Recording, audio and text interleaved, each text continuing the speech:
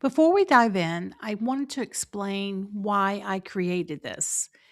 Recently, I reached out to a potential client who had posted in a Facebook group about needing support. And after we connected, he said something to me that really stood out.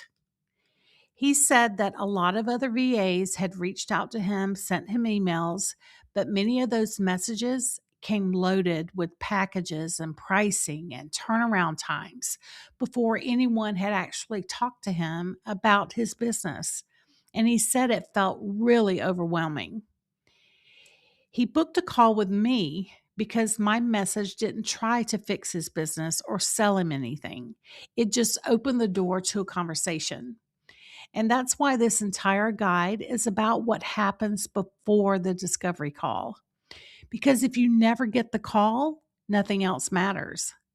What I'm walking you through here is how to approach your first contact in a way that makes someone actually want to talk to you instead of feeling overwhelmed before you ever meet. And that first email is where things usually go sideways. Not because VAs don't know what they're doing, but because they try to be helpful too fast. When you lead with information instead of intention, the message can feel overwhelming before you build any trust. And pricing only makes sense when there's context. Before a conversation, clients usually don't know exactly what they're looking at or how to evaluate it. So instead of moving forward, they pause and you may never hear from them again. This is why even reasonable pricing can feel like too much too soon. It's impossible to prescribe solutions when you don't understand their business. You don't know what's urgent, what's optional, or what's causing the most friction in their business. Discovery calls exist to gather that information first, not to close a deal.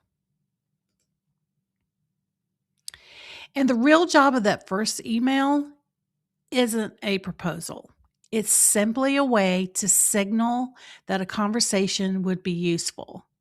When you keep it high level, you're showing confidence and respect for the client's time.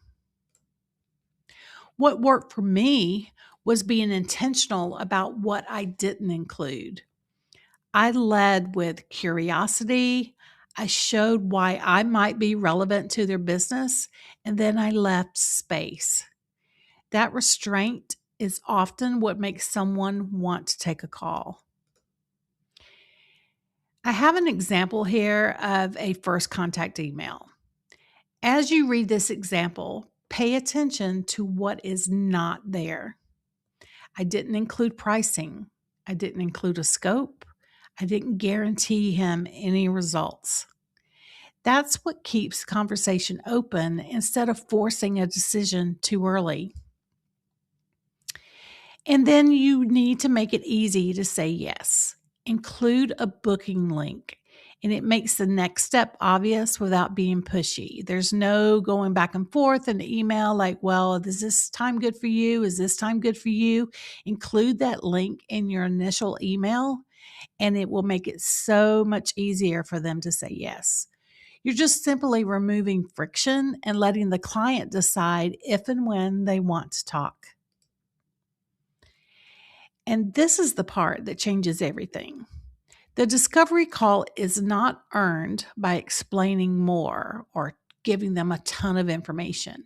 It's earned by showing that you understand when to pause and when to listen. And if your brain is already pushing back a little, that's normal because this is different than the way a lot of VAs approach discovery calls. The following are the questions that I hear most often when VAs start changing how they approach their first contact. The first question, what if they ask for pricing in the post or ad? When someone asks for pricing up front, you're allowed to slow it down. It's perfectly reasonable to say pricing depends on scope and you just rather talk first. You're not dodging the question, you're just making sure the answer is accurate. And what if their hourly rate is below what I charge, but I really think I could help them? Sometimes the number posted isn't the real budget. That's the secret. A quick conversation helps you understand expectations and decide if it's worth moving forward at all. You're allowed to explore without committing. Remember, you are also interviewing them as well. But what if the scope feels too big, like they really need multiple people? This is those kind of job ops where people just have a laundry list of things that they need help with. That is a key indication that they really don't know where to start or how to hire someone. Some of these opportunities sound like they need 3 people, not one. That's not a red flag, it's just more information for you. Discovery calls are where you help shape what support realistically looks like. But what if I'm new and I don't have years of experience yet? You don't need to be an expert at everything to handle that first contact well. I promise you.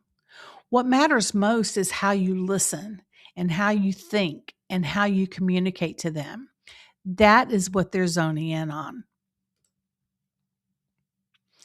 But what if I get off the call and I realize it's not a good fit? Not every conversation is meant to turn into a client. Walking away from the wrong fit is part of building a sustainable business. And I'm going to repeat that.